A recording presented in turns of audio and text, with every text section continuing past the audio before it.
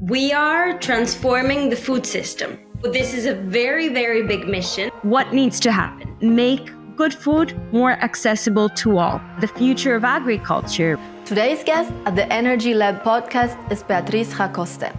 Beatriz is a leader in one of the sectors with the greatest impact on the well-being of people and of the planet. Only 20% of people in the world have access to a varied diet. The mission of our food system is to provide nutrition, and we are not achieving that goal yet. The matters of sustainability and health are super interlinked. We often ignore the impact that our food choices have on our planet and also on our overall existence. We are throwing away 1/3 of everything we produce. One example of how broken our food system is. We are losing biodiversity. Soils that are sick, whose diets are heavily affected. Food system is generating 30% of greenhouse gas emissions. Our food system has a great power. Beatriz Jacoste is a true powerhouse. She is driven by a passion of creating a delicious and resilient food future for all of us. Beatriz works with companies, organizations, and investors to push forward breakthrough solutions. She connects with all the food heroes, farmers, scientists, entrepreneurs, and policymakers, transforming the way we eat.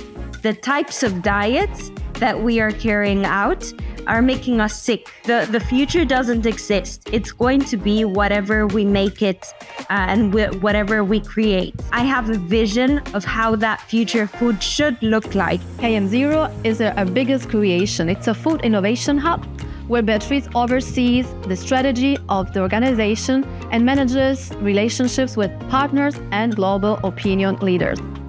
Get ready and enjoy the conversation with Beatriz Jacoste. Beatriz Jacoste, a warm welcome to the Energy Lab podcast. I'm super excited and very much looking forward to our conversation. Thanks for being here, first of all. That's a pleasure. Thank you for the invitation. If you need to think about one superpower you have that you as well like, what is it? I would say I make things happen, which I think is quite important. I'm a very creative person. I love imagining, envisioning what could be, but you cannot stop there. You have to transform those dreams into realities, and I'm very good at that. So I would say that's my superpower. That's a wonderful one.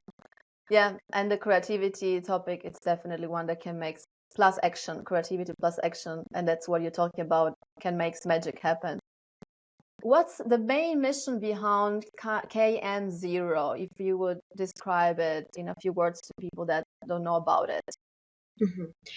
We are transforming the food system, in short. So this is a very, very big mission. We research what the food system needs in order for us to keep on eating whatever we love eating, in order for the population to continue feeding itself in a delicious and nutritious way. What needs to happen?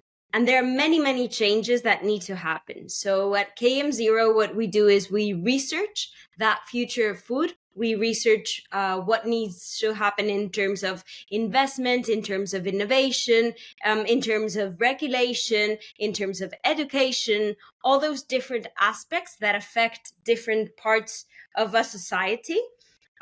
We first research them. So on the one hand, KM0 is a think tank. And on the other, we are an open innovation and venture hub. This means that we detect what are those best solutions, best practices in the world. Normally, they are startups proposing very disruptive and very cool and impactful solutions. So we detect who they are. And then we try to help them. We try to help them grow because they have great visions, great ideas, but very, very reduced impact. And they have very reduced impact because they have reduced resources. They don't have channels of distribution. They still need to grow. So we support them in that growth process. And the way we do it is by connecting them to the big food industry. So we know that we work in an industry that is very difficult to enter to. There are many barriers. It's an industry that requires a lot of investment. We are not talking about software. We're not talking about only technology where teams can meet around a table and just with their phones, with their computers, they can come about with their product and their service. In our case, our entrepreneurs need to build factories, and factories cost millions. So we connect them with the food industry in order for them to scale whatever prototype, whatever project MVP that they are developing. And then we also connect them to investors, because they need that capital. They need capital to invest in their teams, to invest in marketing, to invest in product development. And we are also investors ourselves. We also come from the food industry. So it was a food group here in Spain that founded KM0. So that also gives us the credibility. We are not consultants. That sounds like a very holistic approach, because you are talking about the whole process from the beginning, from the research to what is needed into the making it happen. And that's linked to your superpower from what I'm seeing. And then really create those systems. It's a complex topic. So I think that once you tackle only one piece of the puzzle, then you cannot move a lot of changes. But you have the overall approach, which I found very interesting. And of course, it must be also an effective one. Otherwise, if there are gaps in the whole process, it's difficult, right? Thank you very much for explaining. It's super interesting. And if I talk about futuristic, do I pronounce it correct? Futuristic. Futuristic, what's this about? Yes. Which are the hot topics that I can imagine for the words? I read something, but tell us a bit about what's behind and what's hot current topics.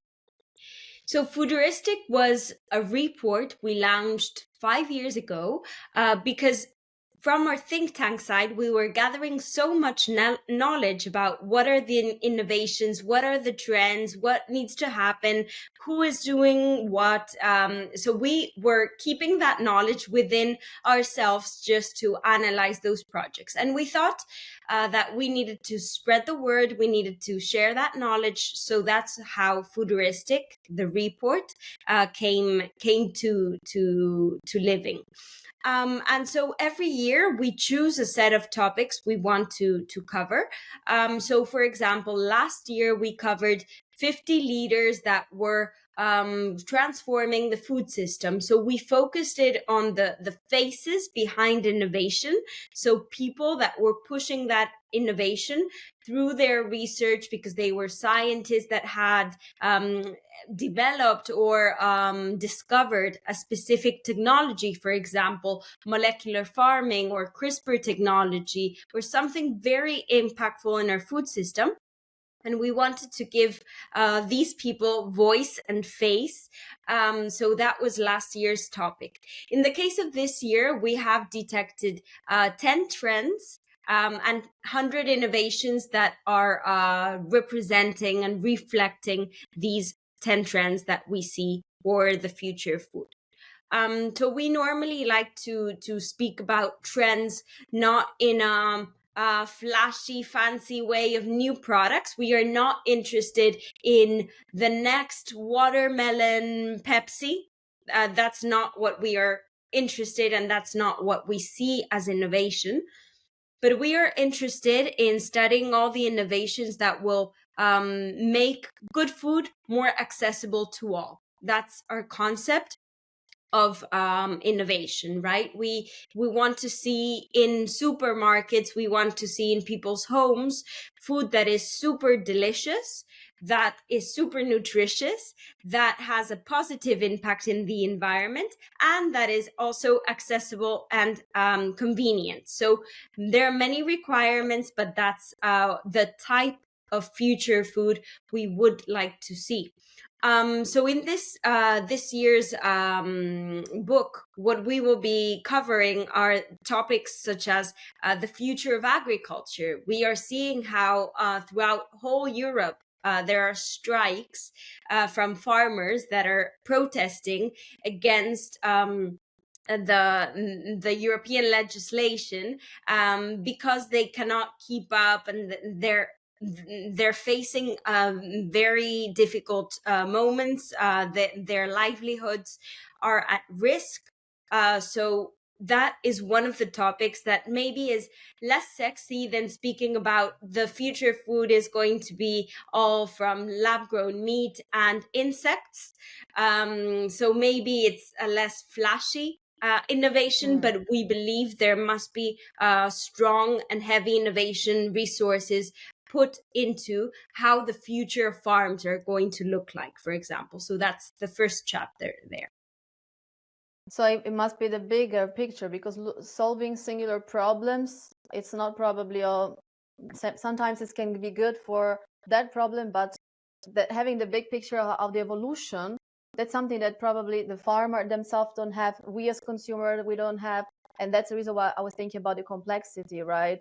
Many times we tend to judge from what we know, and what we know is very restricted.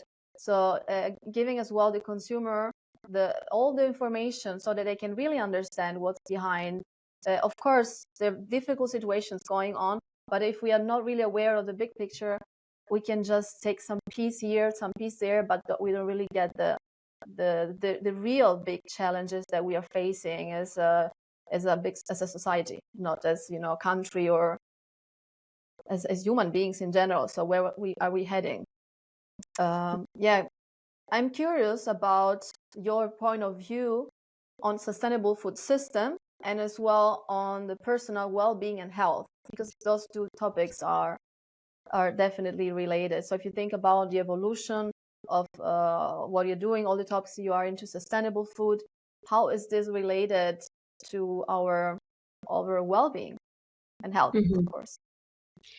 So when we talk about food, each person has a specific idea of what that food or that food system looks like. It's very difficult to speak in a generalized way about the best diet for everyone. Everyone in the future should be eating X or Y diet. So that's the first thing. Why am I saying this? If we think about what people are eating nowadays, only 20% of people in the world are eating like we are eating. So only 20% of people in the world have access to a varied diet. So this is the type of future we are thinking about. So what are the innovations in nutrition, environmental impact? But we have to remember that most of the population is still struggling to access enough nutrients, enough calories. So for me, that's one of the biggest innovations, transformations the food system needs to address. Our food system is built to provide for sufficient nutrition to all human beings. Like, the mission of our food system is to provide nutrition, and we are not achieving that goal yet. So we need to readdress how are we going to provide sufficient nutrition to every human being in the world. So the matters of sustainability and health are super interlinked. We know that while thousands of people, millions of people in the world don't have access to sufficient food, we are throwing away 1/3 and even more in some product categories in fresh produce of everything we produce. And that is really absurd. That's one example of how broken our food system is, right? So other impacts of our food system in the environment, in our resources, is that we are losing biodiversity. This means that we are eating only from certain types of foods. You, as a nutritionist, you must know that our diet is heavily based on 4 categories of food, so mainly cereal, rice, and a very reduced amount of vegetables and proteins. And we have thousands in the world that we could be using. And this biodiversity that is great for the soil, so growing different types of food instead instead of monocultures such as cereals or soy is very beneficial, very nutritious for the soil, for the ground. Otherwise, if we only do monocrops, we end up with soils that are deforested, so soils that are sick in practical terms. And these sick soils, they don't manage to absorb the emissions that we generate in the atmosphere. So if we had healthier soils, we would manage to absorb much more emissions. So that's one of the aspects of healthy soils, biodiversity. But another is the nutrient loss that we have caused in this year. So nowadays, if you eat a carrot, the nutrient density is not the same as if you ate the same carrot 30 years ago, 40 years ago. It was much richer in the past. So diets are heavily affected by what the sustainability situation is. Our food system is also one of the main generators of emissions. And that, of course, is not healthy for any one of us to be absorbing and breathing dirty air every day. The effects of climate change, I cannot go into that. But of course, if our food system is generating 30% of greenhouse gas emissions, our food system has a great power in transforming all that situation. In terms of health, as I said, our nutrient biodiversity, our plates are less and less biodiverse. We are eating more and more the same types of food, and this is not good for our microbiome. So our microbiome are millions of bacteria that live in our guts, in our bodies. They love diversity. Each one of them prefers a type of ingredient, right? So if we are only feeding them with rice, chicken, and corn, let's say, we are only making happy a couple of bacteria in our body. Bacteria can be super good. Bacteria is usually perceived as something dirty, something we don't want, but we want bacteria. We want to feed our body with good bacteria. So microbiome and the study of the gut health connection and gut brain connection is one of the areas of research that we are also carrying out. So currently, public health is at a disastrous point because the types of diets that we are carrying out are making us sick.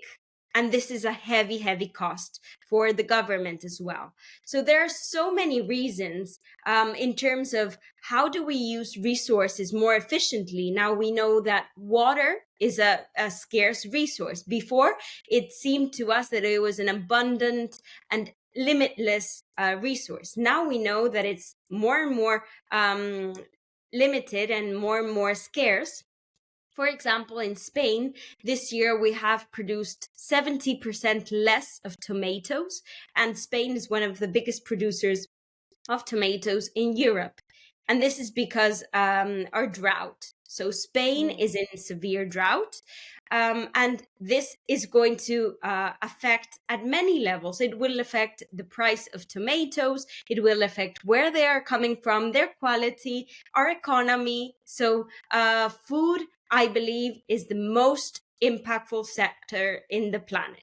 So this is why I'm devoting my life to food and to improving food systems from a top-down level, so speaking to regulators, speaking to companies, but also from a bottom-up strategy, so also working with children, working with society, because this is a system that is formed by many different types of actors that need to shift behaviors. And a shift in behavior for humans is not easy at all.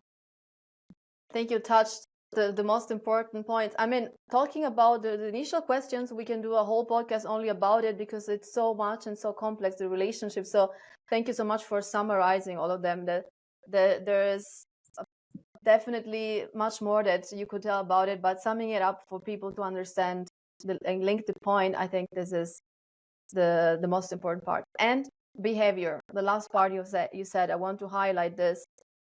That's the most difficult part, I guess, right? Because it's one person after the other, and it's also the reason why I believe that the bottom up or the top down and the bottom up together is the only kind of approach that really can make change happen. Because only one of the two, it would be not sufficient, not enough. People need to change as well their behavior. They need to make the right decision. We need to make the right decision. Otherwise, also the industry wouldn't have any interest probably in changing certain things. So, and that's also the reason why I love talking to you and other colleagues of you, because there's knowledge, there's awareness.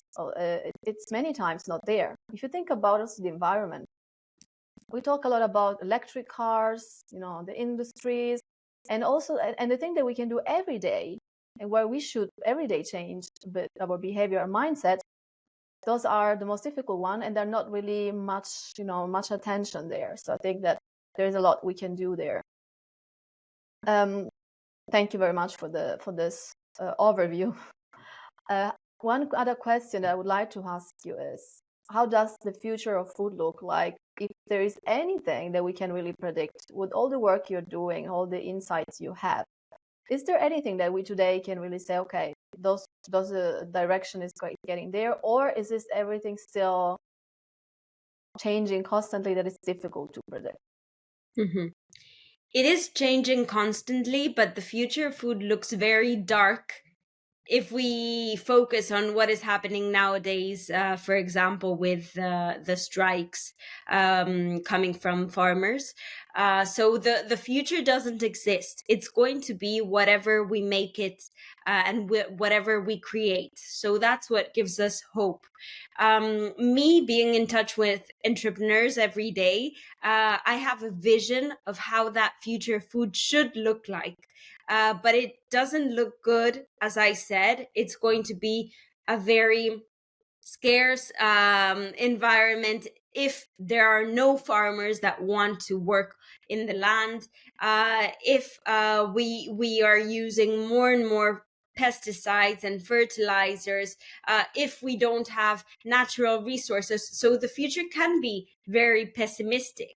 But as I said, we are hopeful, and what our desired food system is going to look like, first of all, it's going to use less natural resources. So we will be able to produce in the future with no land, with no water, and that will be very, very powerful because we will be more resilient. We will be able to do things to feed more people with less resources, and that will be very, very efficient. Second of all, we will reduce food waste. We need to reduce food waste because currently our industry is one of the most inefficient ones in the world. No other industry throws away 1/3 of everything it produces. So with this reduction of food waste, we would be reducing emissions. We could be potentially redirecting that food to other people that don't have enough access to food. We would be redirecting the mindset of the food industry. So there is currently a mindset of providing sufficient calories out there. We have to shift that mindset from providing sufficient calories to providing sufficient nutrition. We have to focus on how do we provide good products to consumers, not just products that fill them up and then make them sick, and then our public health system has to pay for all of that. We can prevent many, many diseases by just eating a diverse and rich food. So first of all, if we are going to be able to do all of these changes, the food has to be delicious. So in my desired future, all the innovation has to be super delicious. Flavor will always be the king. I cannot stop saying this. And whenever an entrepreneur brings in a product, that is perfect because it's so sustainable, it has a social project behind, and it's so nutritious, but then it tastes like crap, then we are not going to invest in that project. So we need, first of all, to pay attention to flavor. We need to be careful with culture, identity, heritage. All of this is going to be super important. Food is much more than just energy. It's conviviality. We have shown, and research has shown, that sharing these foods is much more healthy for you. So I love a research called the blue zones. So zones in the world, also one of them is in Italy, where there are many people above 100 years old. So they have researched, why are these people achieving that long life? What is the secret spice to longevity? And one of the factors that is, of course, affecting longevity is food. But also another of the factors is conviviality. So community is going to be very important in this sense. As I said, waste is one of the main areas of research. In this sense, I believe we should work with children. We should work with future generations so that they know how to cook as well.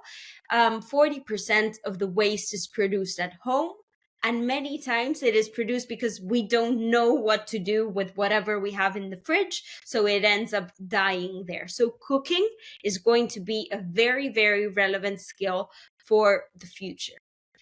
And we will be demanding more of these good foods. And when we speak about good foods, it has to be triple bottom impact. So this has to be good for people, first of all. So people have to choose foods that make them feel energized. Food is the best source of energy in the world. It's the most important source of energy in the world. So people will be choosing food that will make them be at their best, food that is also having a positive impact in the environment.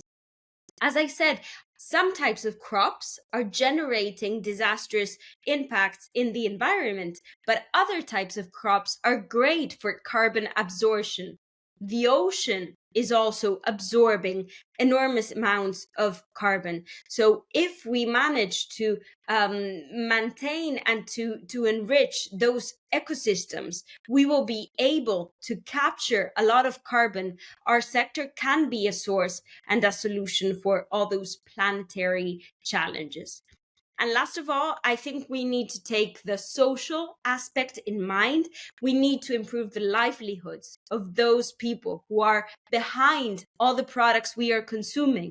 So when we are eating a bar of chocolate, when we are drinking our coffee, when we are drinking our wine, eating our food, we need to think about who is behind, and we need to care about the livelihoods and the social impact of all of these products.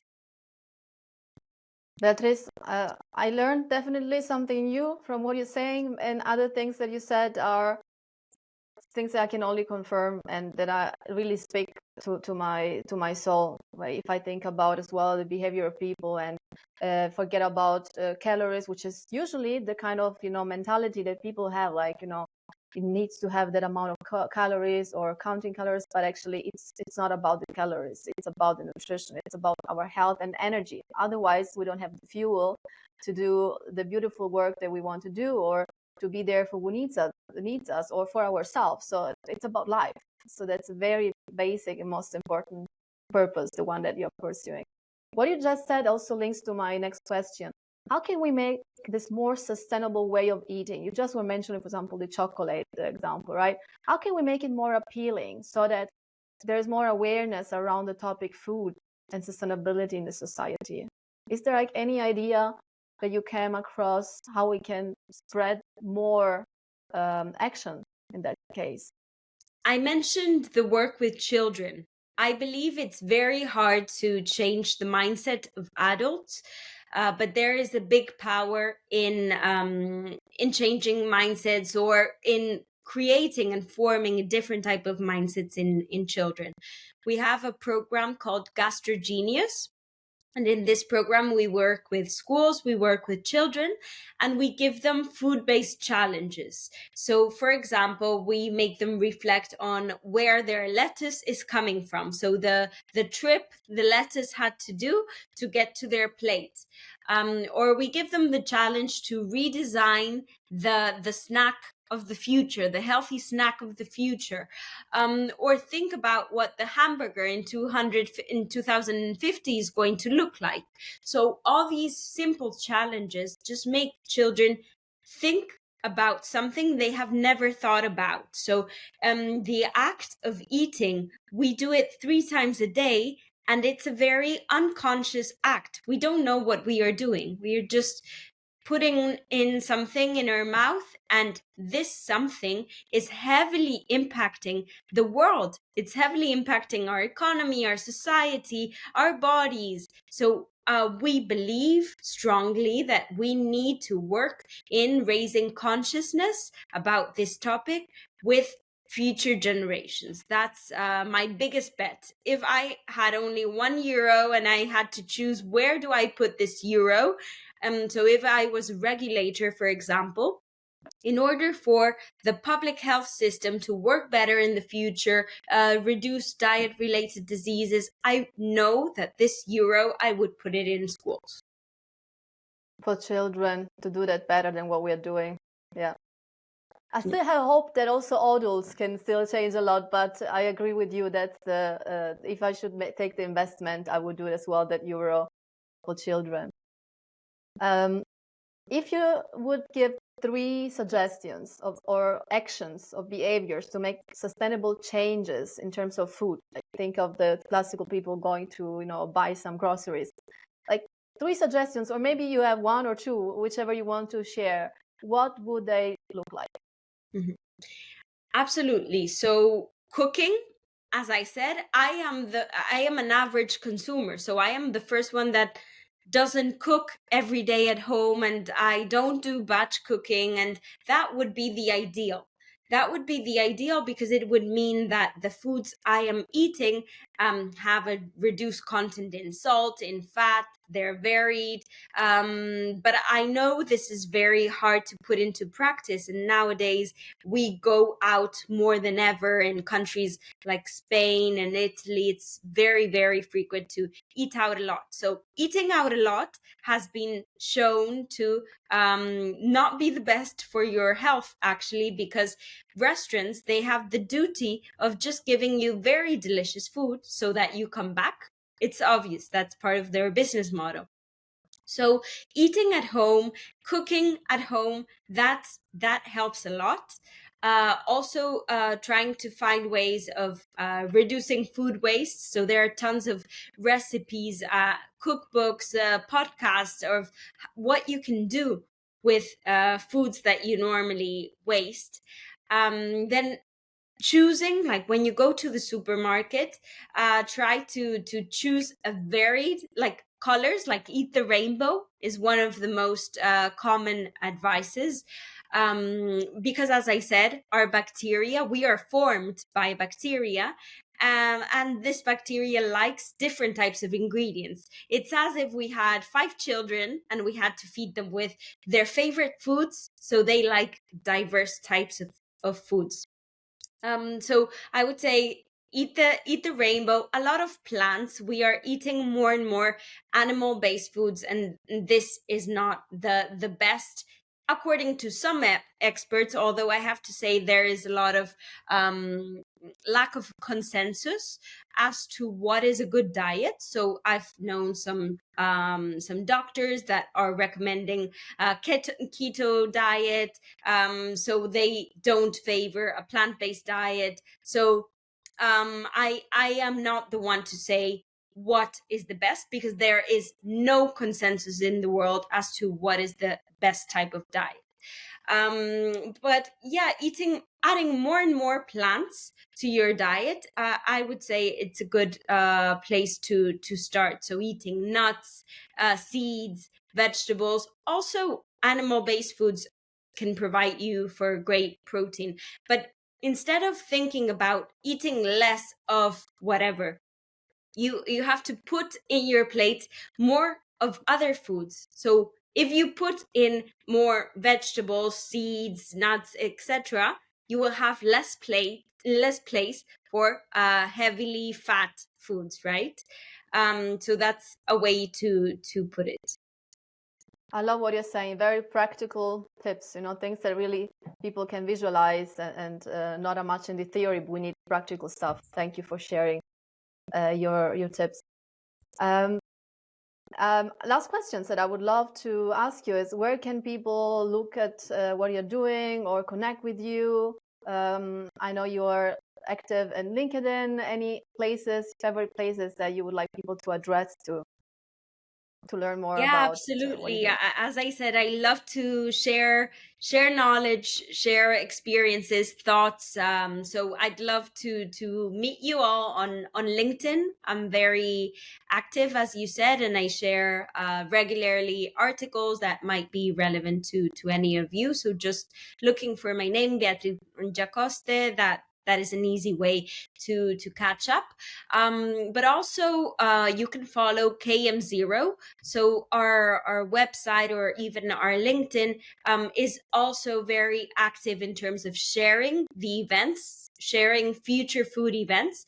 We have been for 5 years hosting one of the major future food events in Europe and in Latin America, called F Talks. F as in food, factory, future, farmer. So F Talks Food Summit. And if you look at that, I'm sure you would love all the contents. This will happen in June in Valencia and in October in Mexico. So all of you are invited to join that encounter. Wonderful. Thank you very much. Two of my favorite places you just mentioned, Spain, Valencia, and Mexico. We were actually living in Mexico 6 months last year, so definitely two of my favorite ones. Thank you so much for your precious information, for the great shares, everything that you were able to share in this short time together. Keep on doing this great work. I feel it's really your purpose. It doesn't sound like it's something, doing, but more being, which is the best. And I'm really much looking to our next conversation. Thank you very much, Beatriz. Thank you, Kitty, and congratulations to you, because I think you're doing a wonderful work in terms of reconnecting people to food, which I think is at the base of the future. Thank you. Thank you, Beatriz.